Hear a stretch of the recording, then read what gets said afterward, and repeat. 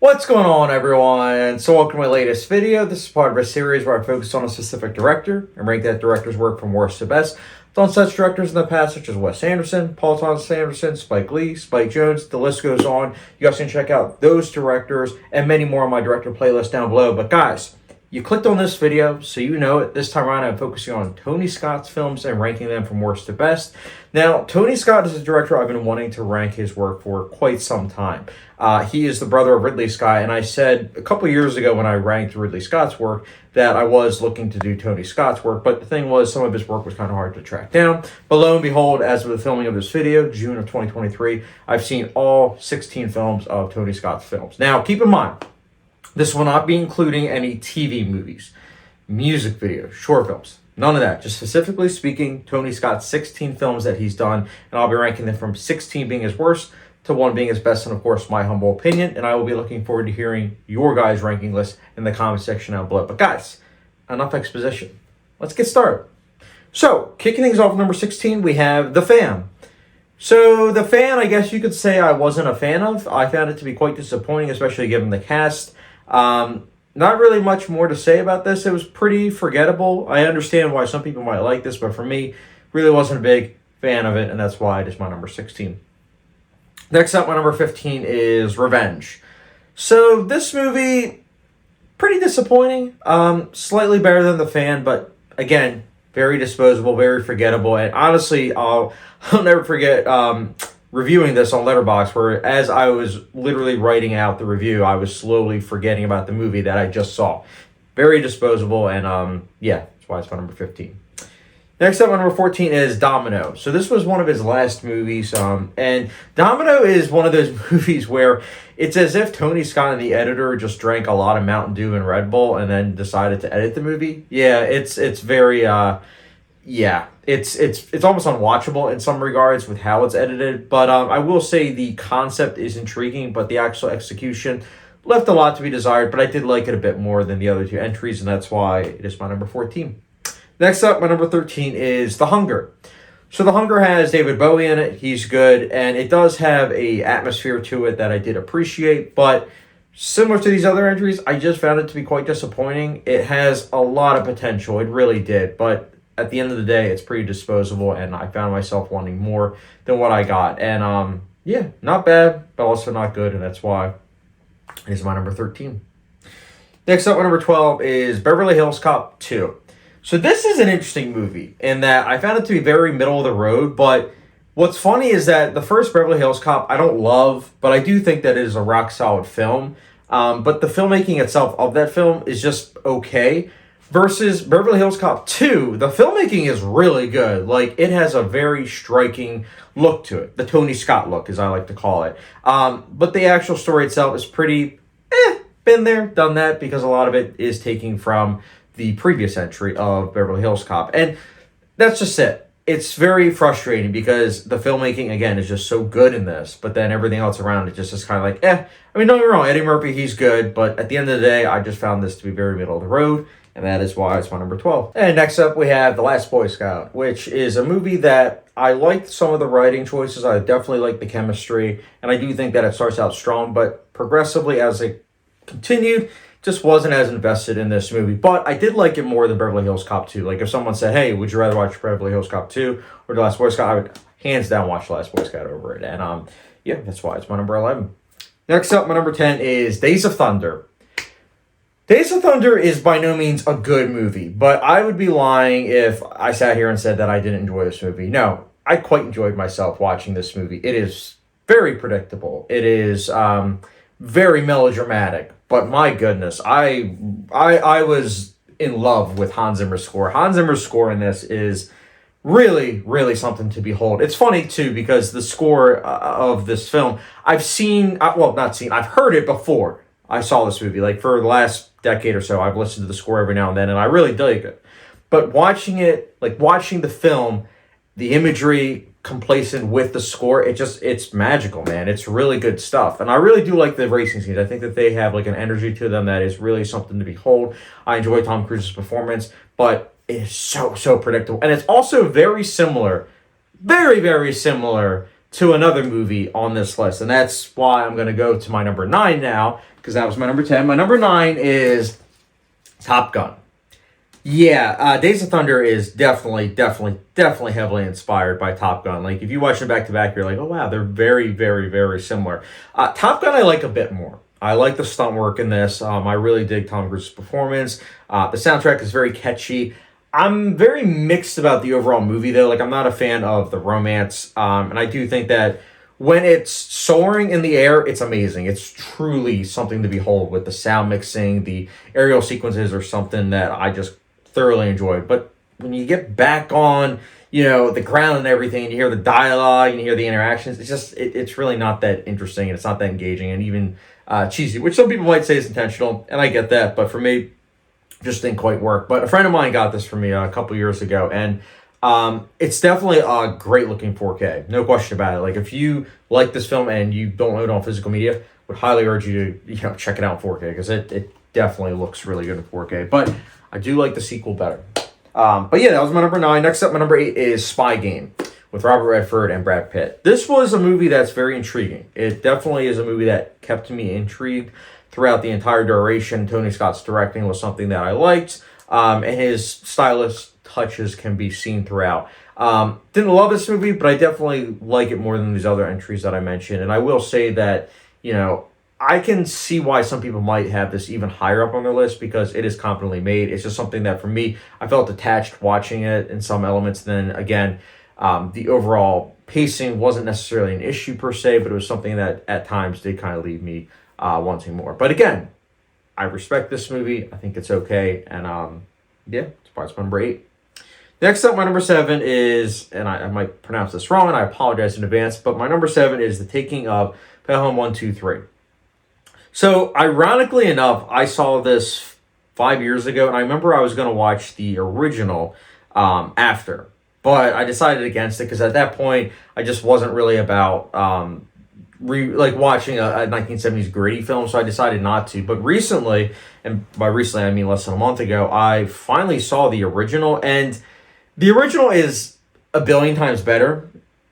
No question about it. But I would be lying if I said The Taking of Pelham 123 with John Travolta and Denzel Washington is not entertaining. No, it's quite entertaining. It's quite thrilling. I love the score by Harry Gregson Williams. There is a lot of stylish touches that Tony Scott implemented that just really makes this an easy breezy watch. But just don't go in expecting it to be deep or have that that gritty aesthetic of the 1970s that the original had, or that just near perfectness of the original is what I want to say.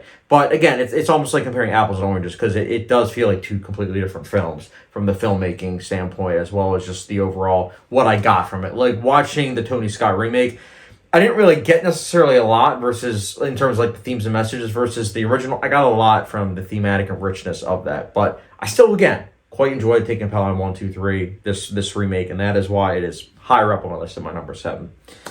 Next up, my number 6 is Enemy of the State. Gene Hackman, Will Smith, is really well acted. It's got that usual Tony Scott style to it.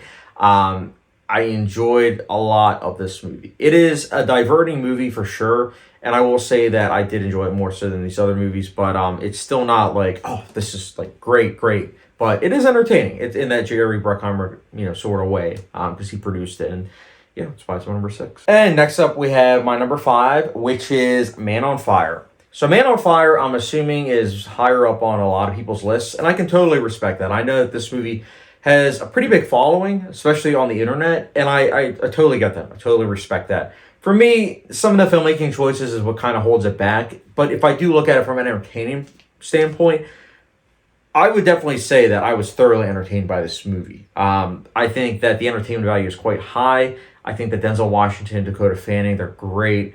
And I really think that it's a very impactful movie with the ending. Like, I think the ending is something that, whilst not perfect, and I even said it in my Letterboxd review, whilst not perfect, it's definitely something that you won't forget.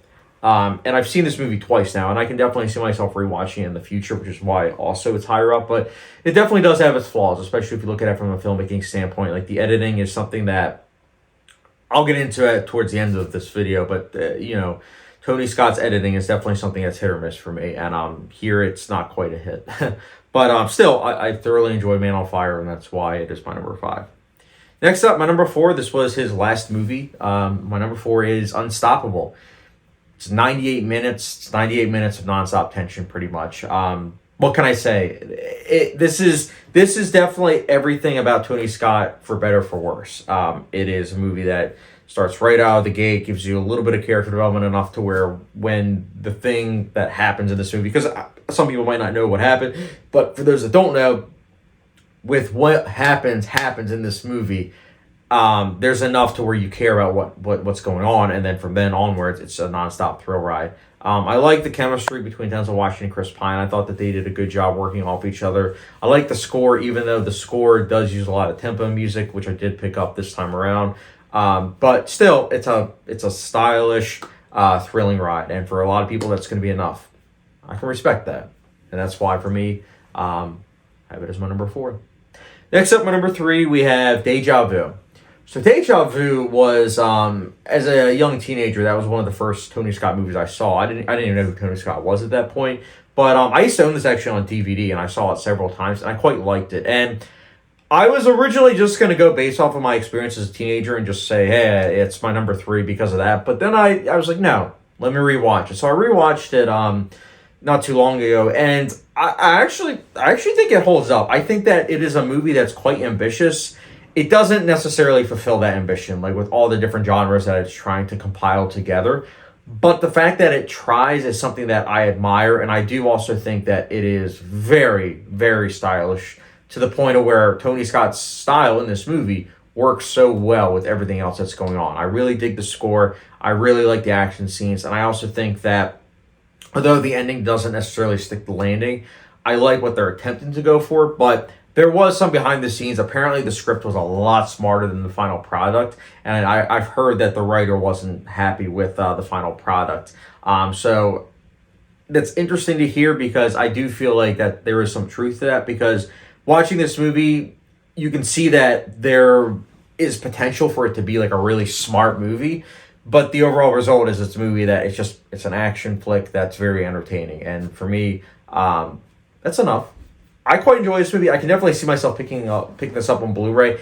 Not sure yet if I'm going to pick it up, though, or wait until it comes out in 4K, because I'm not sure yet if it's going to get the 4K treatment. But who knows? Maybe when I have the itch, maybe I'll just pick up the Blu-ray, or maybe I'll wait for the 4K. Not sure yet, but that's why I don't have a physical media copy in front of me. But yeah, I quite enjoyed Deja Vu, and that's why it's my number 3.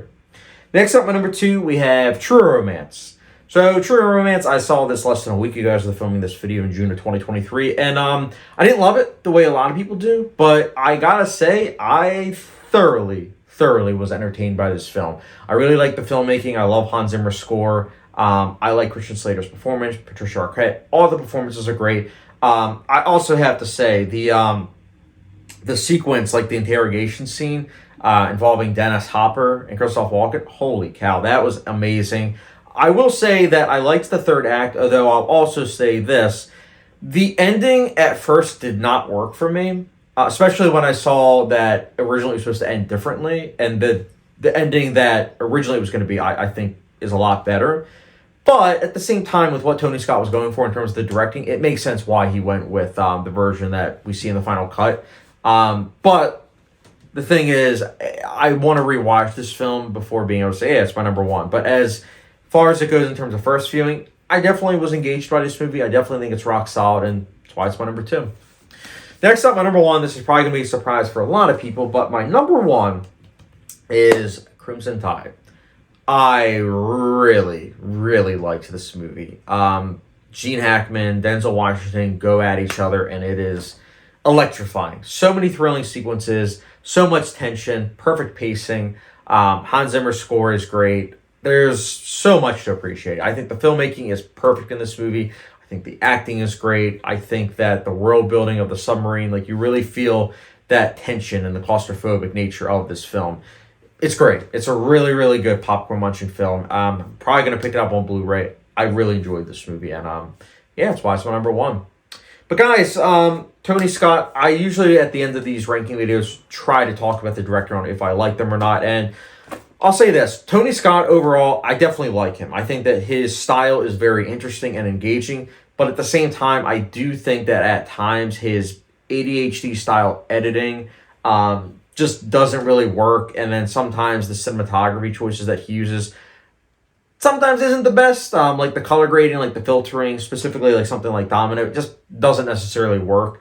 But I do admire the fact that he is one of those directors that when you watch his movies, you can definitely see his style, and that's something I really, really admire. And I'll also say this: what's also nice is that he did 16 films, and I would say that overall, I was entertained by half of them.